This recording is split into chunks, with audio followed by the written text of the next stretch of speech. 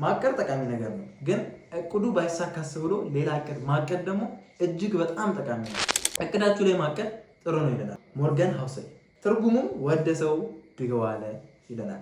እናንተ ከራሳችሁ ጋር እያያዛችሁም ለመሄድ በእንግሊዝኛ ብታነቡት እመክራለሁ። ከዚህ በፊት ለማታውቁኝ ስሜ ኪሩቤል ለገሰ ይባላል። በሶሻል ሚዲያ ማኔጅመንት እና በሶሻል ሚዲያ በቴክ እንዲሁም ደግሞ ማይንድሴት ቢልዲንግ እንዲሁም ደግሞ በተለያዩ ኮንተንት ስራዎች ከእናንተ ጋር የምቀርበው ኪሩቤል ለገሰ ነኝ።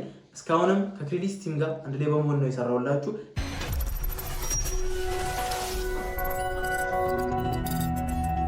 እዚህ መጽሐፍ ላይ ካየነው ከምንመለከተው ነገር አንዱን ነገር ላንብብላችሁ። ናፖሊዮን ቦናፓርቴ ያወራበት ቦታ አለ። ናፖሊዮን ቦናፓርቴ እንደምታውቁት ወታደራዊ ሊቅ የሆነ ሰው ነው። ወታደራዊ ሊቅ የሚለውን ሲተረጉመው እንዲህ ይላል። ወታደራዊ ሊቅ በዙሪያው ያሉትን ሁሉ የሚያደርጉትን ሲያጡና የእብደትን ስራ ሲሰሩ እርሱ መደበኛ ተግባርን የሚሰራ ሰው ነው። አብዛኛው ፋይናንሳዊ ምክር ስለዛሬ የምመክራችሁ ከዚህ ሀሳብ ጋር በማነጻጸር ነው። ፋይናንሳዊ ምክር ሲል ደግሞ ምን ማለት እንደሆነ በጥቂቱ ላሳያችሁ። አሁን ምን ማድረግ ይኖርብሃል እና ለመግዛት ዛሬ የትኞቹን አክሲዮኖች ጥሩ ናቸው? ያው ከኛ ሀገር ጋር ብዙ ጊዜ አክሲዮን ሲባል እኛ የምናውቀው ጀስት ግራፏን ብቻ ነው።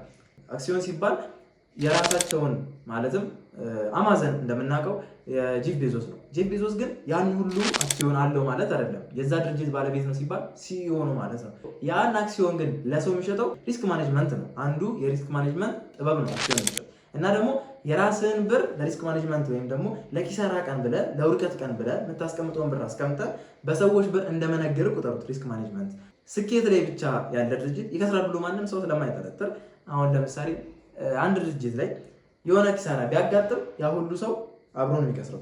ግን ያንተ ብር ሲከስር ሁሉም አይደለም ማለት ነው። ድርጅቱ ግን ሙሉ ለሙሉ ያንተ ቢሆን ኖሮ ሲከስር ሁሉም ብር ነው የሚከስረው። የሪስክ ማኔጅመንት ጥበብ አንዱ ነው። በጣም ለማትረፍ ከመፈለጋቸው የተነሳ ለብቻቸው ሪስክ ማኔጅመንቱን ይወስዳሉ። ለብቻ መውሰዱ ጉዳቱ ቅድም እንዳልኳቸው ስከሰር ድርጅትን እስከ ማሳጣት ይደርሳል። በአሜሪካ ገበያዎች፣ በህንድ ገበያዎች እና በተለያዩ የቻይና እና የዓለም ሀገራት ገበያዎች ላይ ይህንን የአክሲዮን ስርዓት ወይም ደግሞ ስቶክ ማርኬት ይጠቀሙታል። ነገር ግን በአብዛኛው ጊዜ ዛሬ ያን ያህል ጠቃሚ አይደለም ይለናል። እንደ ኢንቨስተር ወይም ደግሞ ዘመንህን ዛሬ ወይም ነገ ወይም በሚቀጥለው ሳምንት የምትወስናቸውና የምታደርጋቸው ውሳኔዎች ልክ በጥቂት ቀናት ወቅት ሁኔታው ከሚቆይበት ጊዜ ከ1% ጊዜ ባነሰ በዙሪያ ያለው ሰው ሁሉ ሲተራመስ የምታደርገው ነገር ብዙ ውጤት የሚያመጣልህ አይደለም። ለምሳሌ 1% ሰው መሆን አለበት ሲባል አንዳንዴ በአስተሳሰብም ሆነ በሌላም ነገር ከሰዎች ቀድመ መሄድ አለብህ ይባላል። ሰዎች ቀድመ መሄድ አለብህ ሲባል ምን ማለት ነው? ለምሳሌ ዶንኪ ቲዩብን እሸቱን ማየት ትችላላችሁ። ዶንኪ ቲዩብ በአሜሪካ በነበረው የስታንዳፕ ኮሜዲ ጊዜ የሄደው ከሄደ ኦልሞስት ብዙ ጊዜ እየቆየ ነው የሚመጣው። ነገር ግን እዚህ ፖስት ሲደረግ እናያለን፣ ቪዲዮዎች ሲለቀቁ አሁንም ድረስ ኢትዮጵያ ውስጥ ሆኖ ቪዲዮ እየሰራ እንደሆነ እንመለከታለን።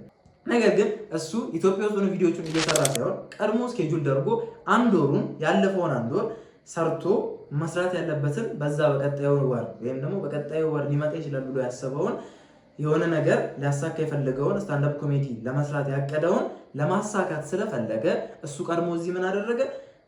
በአንድ ወር ውስጥ ቀጣዩ ወር መስራት የነበረበትን ሰራ። በአንድ ወር ውስጥ የሰራውን ስራ ምን አደረገው? እሱ ከሄደ በኋላ ስኬጁል ደርገው መፖሰት ጀመሩት ማለት ነው። ይሄ ሰውን ቀድሞ ወይም ደግሞ የሰውን አእምሮ የሰውን አልጎሪዝም ወይም ደግሞ የዩቲዩብን አልጎሪዝም ቀድሞ መሄድ ይሉታል። እና ይህ አንዱ የማይንድሴት ጥበብ ነው። ይህ መጽሐፍ ላይ ሀብት የሚታየው እንዴት ነው የሚል ሀሳብ አለ። በገንዘብ በምን እንተረጉመዋለን? እኛ ሰዎች ብዙ ጊዜ ሀብት የሚመስለን በእርግጥም እንዲህ ስናገር ሀብት ማለት ገንዘብ አይደለም ለማለት ሳይሆን ገንዘብ ያለው ሰው ሀብታም ነው። ግን ያን ገንዘብ ያለው ሰው ሀብታም ነው ልንለው የምንችለው በማንነቱም ጭምር ነው እንጂ በገንዘቡ ብቻ አይደለም።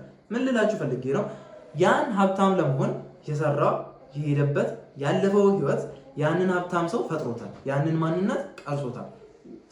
እናንተ ማሰብ ያለባችሁ ያንን ማንነት ለመፍጠር ያንን ማንነት ላይ ለመድረስ እሱ ያለፈበትን መከራ ያለፈበትን መስዋዕትነት የፈጠረውን ነገር ነው።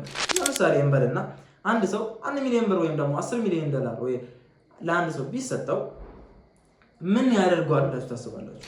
ከዚህ በፊት ልምድ የለውም፣ ገንዘብ ማኔጅ ማድረግ አይችልም፣ ገንዘቡን ተቆጣጥሮ ምን ላይ ኢንቨስት ማድረግ አያውቅም፣ ምን ማድረግ እንዳለበት ሁላ ለማያውቅ ሰው የዛን ያህል ብር ከተሰጠው ያን ብር ይዞ ምን ያህል ይቆያል የሚለው ነገር በጣም አሳሳቢ ነው። ሀብታም ማለት ያለውን ብር ምን ያህል ያሳድገዋል፣ ምን ያህል ያቆየዋል፣ ምን ያህል ይዞት ቀጣይነት ኖሮት ለስንት ዓመታት ሀብታም ይባላል የሚለውን ነገር የያዘና የቻለ ሰው ነው እና እሱን ነገር ሊያስረዳን ሲሞክር ምን ያህል ገንዘብ እንዳለ ሰዎች ለማሳየት ገንዘብን ማዋል ያነሰ ገንዘብ እንዲኖር የሚያደርግ እጅግ በጣም ፈጣን መንገድ ነው ይለናል። ሰዎችን ገንዘብ እንዳለ ለማሳየት ስትሞክር ለምሳሌ ሀብታም እንደሆንክ ሰዎች አሉ፣ ግን አንተ ብር አለክ። ለምሳሌ ሀብታም እንደሆንክ ስላችሁ ለምሳሌ አንተ የተወሰነች ብር አለክ እንበል። ለምሳሌ 20 ብር አለክ የሆነ ሰርተህ ማገኘው ምናምን። ያ ሰው ማንነትህን ለማሳየት ስለምትፈልግና ያንን ክብር ማግኘት ስለምትፈልግ ልብስ ትገዛለህ፣ ጫማ ትገዛለህ፣ የተሻሉ ነገሮችን ለማድረግ ትሞክራለህ። ግን ለታይታ ለእይታ ሊሆን ይችላል። አንዳንዴ ደግሞ አስፈላጊ ለሆኑ ነገሮች የምታወጣቸው ወጪዎች አሉ። ለምሳሌ ልብሱን መግዛት ስታትስን ሊወክል ወይም ደግሞ የተሻለ ቦታ ማለትም የተሻለ ቦታ እንድታገኝ ሊያደርግ ይችላል። ለምሳሌ ሪል ስቴት ላይ ማየት እንችላለን። ሪል ስቴት ሻጮች በብዛት የሚጠቀሙት ሱፍ ነው። ለምን ይመስላችኋል? ያ የስታተስ መለኪያ ስለሆነ ነው። ለምሳሌ ቲሸርት ያደረገ ሰው ወደ አንድ ሱቅ ገብቶ የሆነ ነገር ቢጠይቅ ሱፍ ለብሶ ወይም ደግሞ የተሻለ ልብስ ከመጣው ሰው ጋር እኩል አይነጻጸርም። ለዛም ነው ንግድ ላይ ስታተስ የሚባል ነገር በጣም ቫሉ እንዳለው ያሳየናል ማለት ነው። ነገር ግን አንዳንዴ ደግሞ እላፊ ለማሳየት ለሾሃብ አንዳንዴ ይሄ ሰው ላይ እኔ ትልቅ ነኝ ብሎ ማንነቱን ለማሳየት መሞከር ብርን ለማጥፋት ፈጣኑ መንገድ ነው ይለናል ሞርጋን ማለት ነው። ገንዘብ በጣም ጠቃሚና በጣም ብዙ ጉዳቶች ወይም ምጸቶች አሉት ይለናል። በጣም ጠቃሚ የሆነው አንዱ ይህ ነው ይለናል። መስተንግዶ ሆኜ የሰራሁበት ጊዜ በሎስ አንጀለስ በ2000 አጋማሽ ነው።